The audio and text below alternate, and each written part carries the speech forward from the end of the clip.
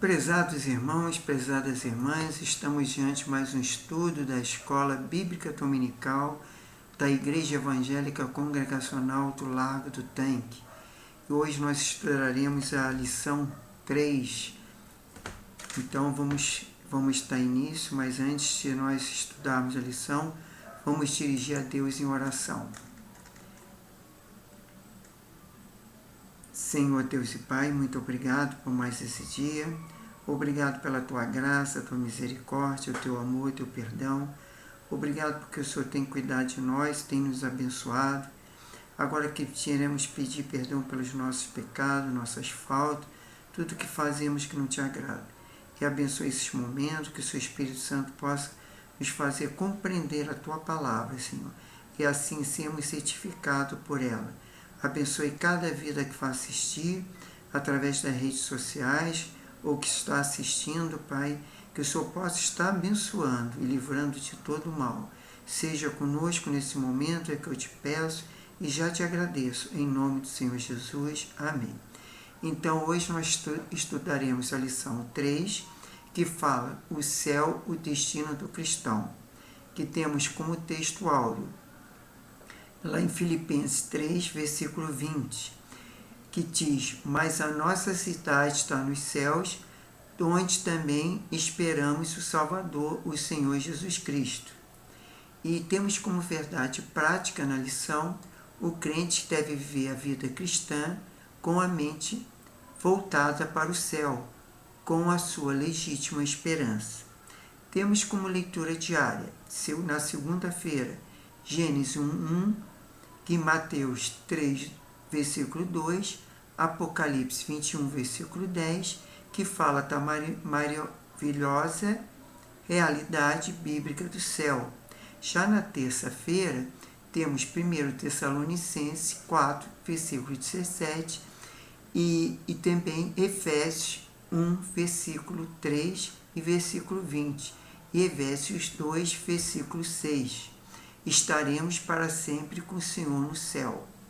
Na quarta-feira, temos 1 Coríntios 9, 24 e 2 Timóteo 4, versículo 8, que há um prêmio ao céu alcançado, que é o céu. Na quinta-feira, temos Hebreus 12, 23 e Gálatas 4, versículo 26 e Filipenses 3, versículo 20, que fala que o céu é a morada de Deus e a pátria dos santos. Já na sexta-feira temos João 14, versículo 3, que fala que a promessa de que estaremos com Cristo no céu. Já no sábado, o 1 Coríntios 15, 26 e 54, e Isaías 61, versículo 3 e Isaías 65, versículo 19, que fala que uma nova realidade é experimentada no céu.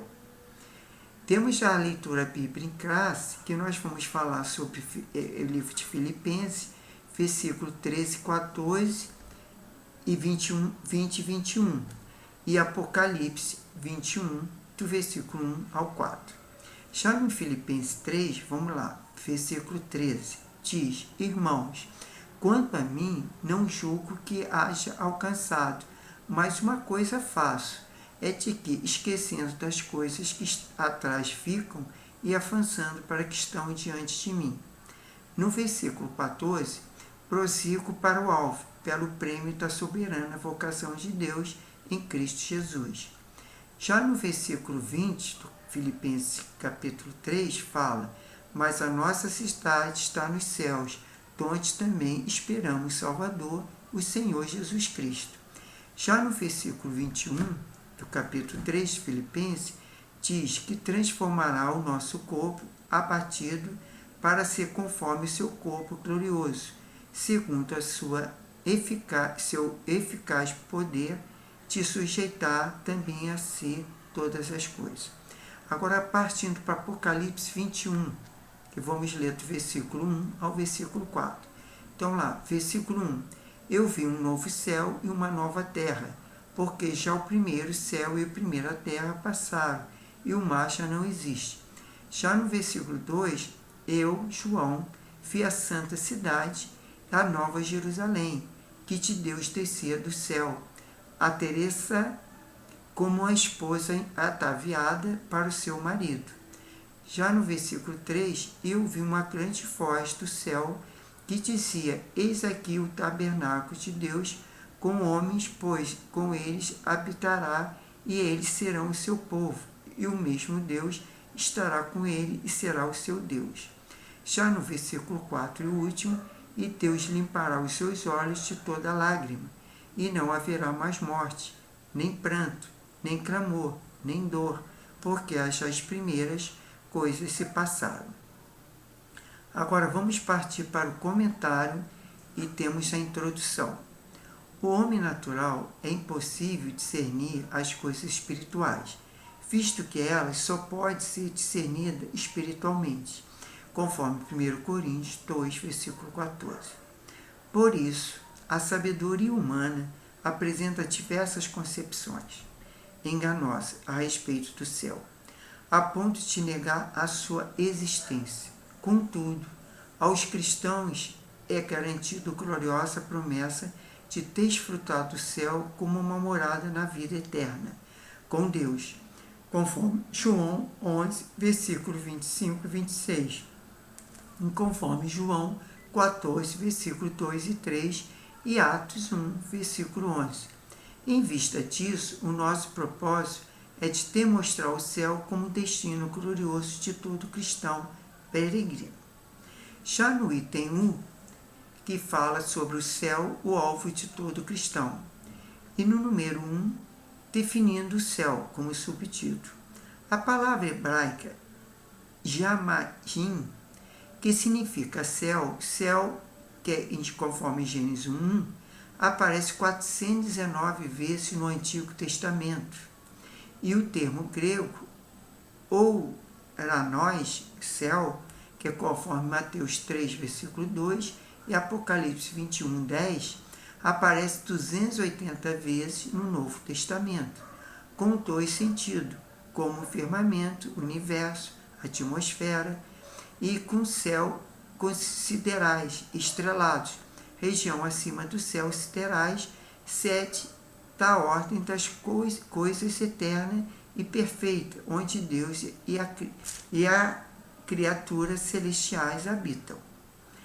Na tradução da Bíblia em língua portuguesa, a palavra Shamandim foi traduzida por altura e Uranus como algo elevado. Ambas as palavras são usadas para referir as três locais distintos: o céu atmosférico, conforme Deuteronômio 11, versículo 11 e 17, e segundo, o universo e o firmamento dos céus, conforme Gênesis 1, versículo 14, Gênesis 15, versículo 5, Hebreus 1, versículo 10.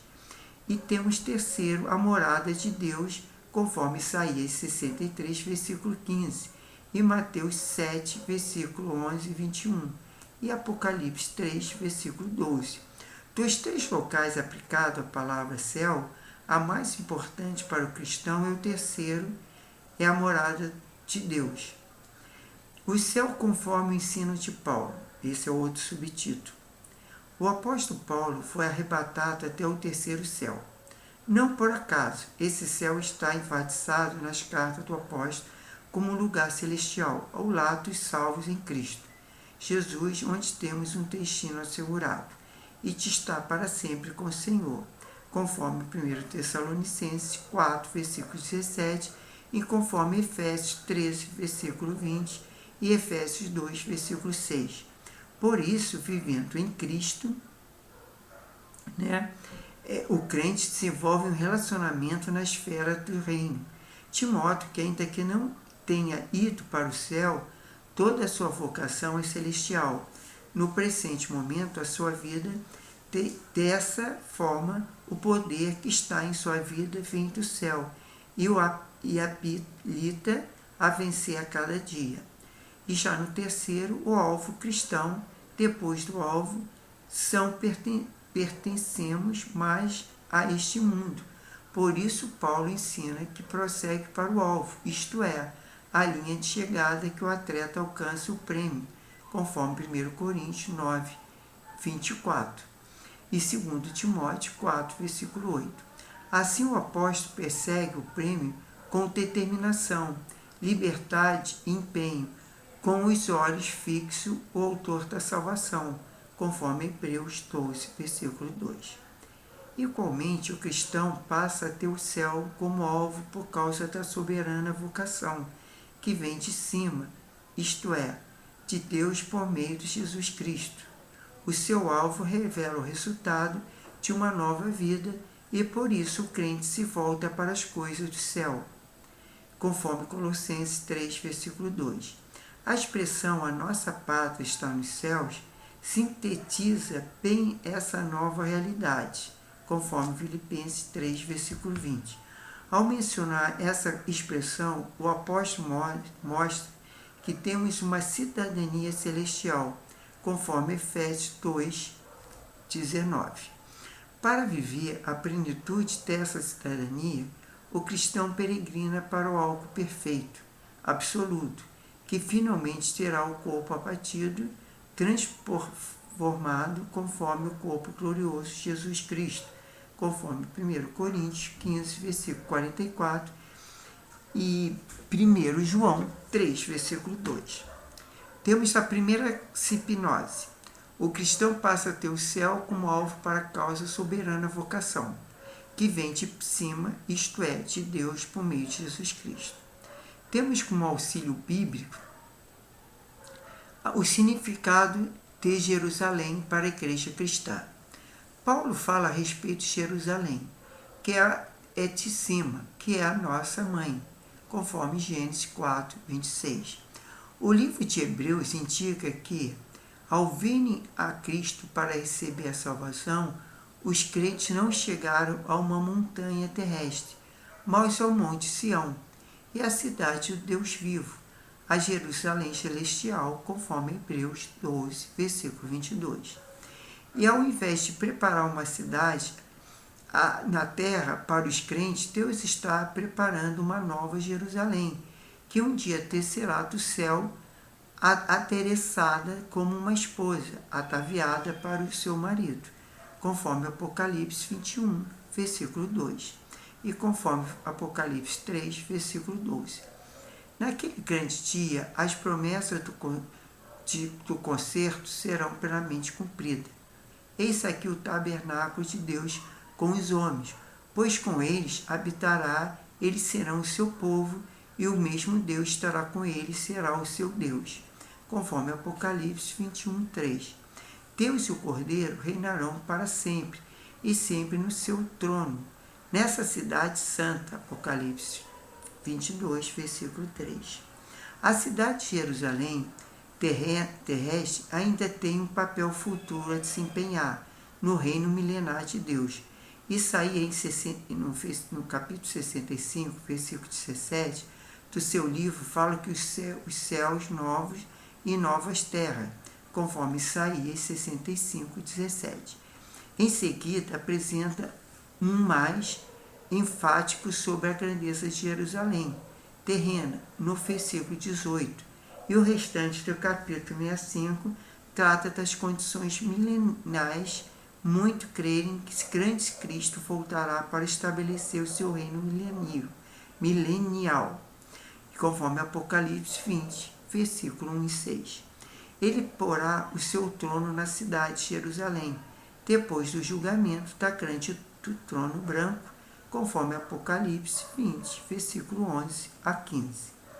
A Jerusalém celestial descerá à nova terra, como sede do reino eterno de Deus. Aí temos como segundo a descrição dos céus, o livro do Apocalipse. Temos como subtítulo o novo céu e a nova terra depois da abertura dos 7 selos, conforme Apocalipse 6, em que predominaram a desordem, a tribulação e o juízo, e o 4 revelado na sequência, e o que tinha um novo estado eterno. O apóstolo João diz que o primeiro céu e a primeira terra passaram, e o mar não existe mais. Esse céu também, Coramos, é o espaço astronômico de não se trata de habitação eterna de Deus. Então o apóstolo contempla um novo céu e uma nova terra, conforme Apocalipse 21, 1. O adjetivo grego kainos, novo, que aparece no texto, traz a ideia de novo com respeito a novo, fresco, recente, não usado neste sentido. O novo céu é um lugar sem precedente, incomum e desconhecido. Isaías profetizou a criação do novo céu e uma nova terra, conforme Isaías 65, versículo 17. O apóstolo Pedro confirmou essa esperança em 2 Pedro 3, versículo 13. Esse lugar é o destino do cristão, um novo lar completamente redimido, sem qualquer semelhança com o mundo antigo, pois eis que faço novos todas as coisas, conforme Apocalipse 21, 5. Aí número 2 tem subtítulo, a linda cidade com uma nova morada. No versículo 2 de Apocalipse 21, o apóstolo João faz uma menção na descida da cidade santa, e somente a partir do versículo 9 é que ele começa a descrever a beleza dessa cidade, por meio das passagens do Novo Testamento. A Nova Jerusalém pode ser descrita como a morada de Deus, a pátria dos salvos, lugar em que a santa os santos habitarão, conforme Hebreus 12, versículo 23, e Gálatas 4, versículo 26, e Filipenses 3, versículo 20. Assim cremos e afirmamos que essa linda cidade será um lugar em que Deus e o Cordeiro são no seu templo, e a glória de Deus iluminará, e o Cordeiro será a sua lâmpada, conforme Apocalipse 21, versículo 22 e 23. Na Nova Jerusalém não haverá dor, tristeza ou sofrimento, conforme Apocalipse 21, 4. Além disso, depois da ressurreição, conforme Apocalipse 24, quando todas as coisas forem consumadas, essa Jerusalém celestial descerá do céu e ficará para sempre na nova terra.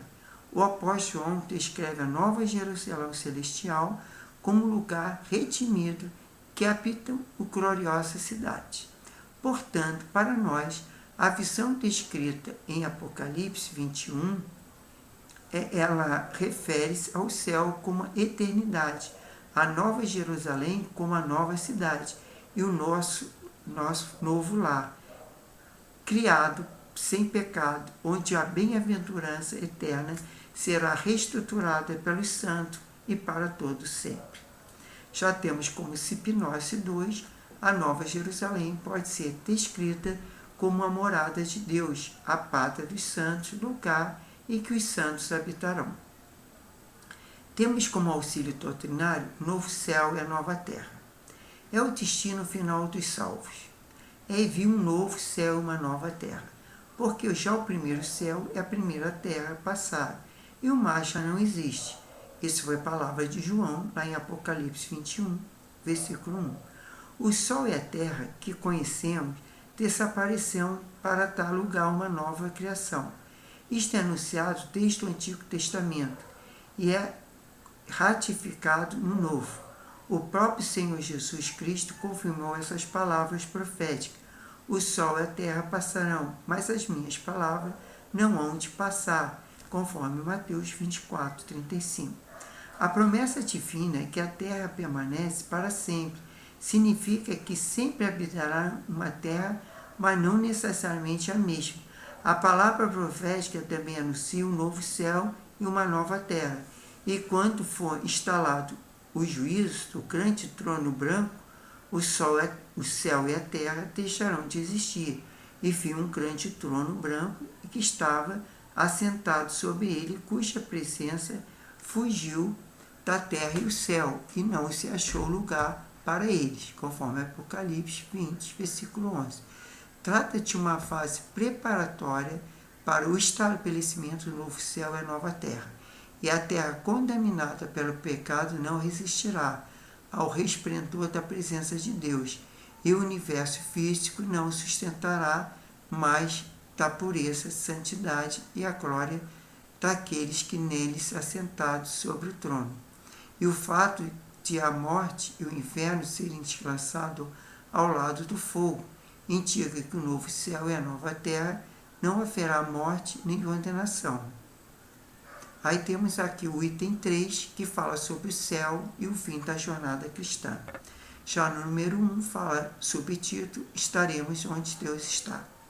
Em Apocalipse 21, há uma concretização da jornada cristã, em que o crente estará onde Deus habita, conforme o nosso Senhor disse, que viria e nos levaria para estarmos com o Pai. Isso está lá em João 14, versículo 3. Nesse lugar habitaremos com Deus em seu tabernáculo, pois nós seremos o teu povo, ele será o nosso Deus. Tudo isso se tornará realidade no futuro, quando a nossa união com Deus se fará sem impedimento, cumprindo toda a expectativa, tanto do Antigo como do Novo Testamento. Já no número 2, as lágrimas cessarão. Uma das mais gloriosas bênçãos que testificaremos no céu é que Deus enxugará em nossos olhos todas as lágrimas. Essas lágrimas simbolizam a tristeza, o sofrimento, a tragédia humana e outros diversos males que terão lugar nessa nova realidade de vida, pois todas as primeiras coisas são passadas. Tudo isso será possível porque haverá também uma transformação no mundo físico, de modo que ele será inteiramente transformado e liberto da corrupção, como Paulo esclarece a respeito da redenção do mundo material, lá em Romanos 8, versículo 21. Já no número 3, o céu como repouso eterno, e a expressão repouso nada tem a ver com o tédio, pois o céu haverá constante atividade e adoração, conforme Apocalipse 19, 1 até o versículo 8. E o serviço, que é Apocalipse 22, versículo 3, ilimitada aprendizagem, 1 Coríntios 13, versículo 12. Trata de uma dimensão completamente distinta do conhecimento e atualmente por isso, quando afirmamos que o céu será o lugar de repouso ou de descanso, e pelo fato que os crentes descansará em suas fadigas, cansado, exaustão presente hoje, conforme Apocalipse 14, versículo 13. Estaremos plenamente satisfeitos em comunhão uns com os outros e com nosso Senhor, conforme Mateus 8, versículo 11, e Apocalipse 19, versículo 9. Então, esse lugar é repouso e o fim de nossa jornada cristã e a experimentação da morada dos redimidos. Portanto, toda a nossa vida cristã atual deve ser vivida com a mente voltada para a realidade eterna do céu como verdadeira esperança, conforme Colossenses 3, versículo 2. Temos a terceira hipnose. A terceira hipnose fala que o céu é o lugar de repouso do cristão e o fim de nossa carreira espiritual. Então, fechamos a conclusão da revista que diz: para se viver a esperança celestial, é preciso nascer de novo, viver em Cristo e transformar a mente. É preciso ter uma nova natureza, conforme João 3, versículo 12. Sem isto é impossível crer nas coisas espirituais, pois só pode ser discernida espiritualmente, conforme 1 Coríntios 2, versículo 14. Portanto, prossigamos a nossa jornada para o céu de glória e o alvo de todo salvo em Cristo, conforme as regras divinas estabelecidas na palavra de Deus, conforme 1 Coríntios 9, versículo 24 e 2 Timóteo 4, versículo 8. Então, agora nós vamos revisar o conteúdo, aquelas 5 perguntas básicas, no qual a gente vai fazer a pergunta e passar as respostas. Primeira pergunta: dos 3 locais aplicados à palavra céu, qual o mais importante para o cristão, de acordo com a lição? Bom, a resposta: dos 3 locais aplicados à palavra céu, a mais importante para o cristão é o terceiro, a morada de Deus. Já na segunda pergunta: o que o apóstolo mostra com a expressão a nossa pátria está nos céus? Ao mencionar essa expressão, o apóstolo mostra que temos uma cidadania celestial, conforme Efésios 2, versículo 19. Terceira pergunta. Segundo a lição, como o apóstolo João descreve a Nova Jerusalém? Resposta. O apóstolo João descreve a Nova Jerusalém celestial como lugar de redimidos que habitam a gloriosa cidade. Bom, agora a quarta pergunta. Cite uma das mais gloriosas bênçãos que desfrutaremos no céu. Resposta. Uma das mais gloriosas bênçãos é que desfrutaremos no céu e de que Deus enxugará os nossos olhos de todas as lágrimas. A quinta e última pergunta, de acordo com a lição, como a nossa vida cristã atual deve ser vivida? Resposta. A vida cristã atual deve ser vivida com a mente voltada para a realidade eterna do céu, como verdadeira esperança, conforme Colossenses 3:2. Então, aqui nós terminamos a nossa lição 3 e na próxima semana falaremos sobre a lição 4, que é como conduzir na caminhada. Esse é o título da lição. Tá? Então, nós vamos orar, agradecer a Deus, né, por essa lição e sabendo que nós temos um lugar muito melhor que aqui na terra, que é o céu, para todos aqueles que creram em Jesus Cristo, né, como Senhor e Salvador. Então vai morar no céu, porque o apóstolo Paulo mesmo falou que aquele que se limita apenas a essa vida aqui é o mais dos infelizes de todos os homens, porque nós não limitamos essa vida, pelo menos nós que aceitamos Jesus como Senhor e Salvador, e cremos na sua morte e na sua ressurreição, e que ele é o nosso Salvador, e nós temos a Bíblia como regra de fé e prática. Por quê? Porque aí nós temos essa morada celestial. Então, a gente não pode se limitar apenas a essa vida, que a gente nasce, vive e daqui a pouco morre. Então, não é uma vida plena. A vida plena vai ser aquela vida que nós vamos viver com Cristo, com Deus Pai, com Deus Filho, com Deus Espírito Santo, por toda a eternidade. Nós vai haver mais lágrimas, não vai haver mais dor, sofrimento e nem morte. E nós viveremos para sempre. Então, nós temos que crer nisso, porque isso, como a própria palavra diz, a gente pode discernir isso espiritualmente. Então a gente precisa ter o Espírito Santo para discernir e crer nessa palavra e ter isso como uma esperança e termos como fé que isso nós vamos alcançar. Então vamos orar para que nós possamos terminar essa lição e ter um dia abençoado. Meu Deus e meu Pai, muito obrigado pela morada no céu. Obrigado porque o Senhor já preparou, Senhor, esse céu para o teu povo morar. Porque aí nós fomos viver plenamente, Senhor, com Cristo, plenamente contigo, ó Pai, plenamente com teu Espírito Santo. E nós fomos viver felizes para sempre.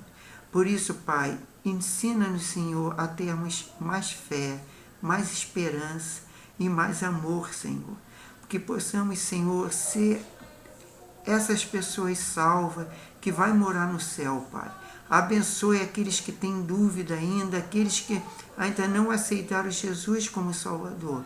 Que eles possam ser abençoados e que possa livrar de todo mal. Tenha um dia de paz, tranquilidade, segurança. Abençoe nosso domingo, abençoe a ida para nossas igrejas, nossos cultos que vamos prestar a Ti e que termos uma semana abençoada, uma semana frutífera. Tenha misericórdia daqueles que estão enfermos, cura de toda a enfermidade, liberta aqueles que estão oprimidos, tristes, amagoados, que possa renovar suas forças, sua alegria, ó Pai, seja com eles e abençoe. É que te peço, te agradeço, em nome do Senhor Jesus, amém. E graças a Deus. Muito obrigado. E até a próxima, irmãos.